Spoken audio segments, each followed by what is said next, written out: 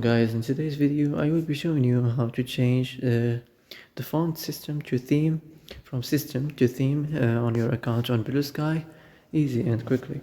So first of all, enter the Bluesky application and then go to these three lines up here. Next, go to the settings, and here you will find appearance. Click on it. Now as you see here, you will find the font, so you can change it from system to theme like this. And that's it. That's how to change the font from system to theme on your account on Bluesky. And if you wanna turn it into system again, just click on it like this. So that's it. That's how to change it easy and quickly.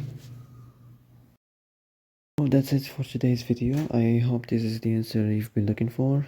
If you like this video, don't forget to like and subscribe. And that's it. See you in the next video.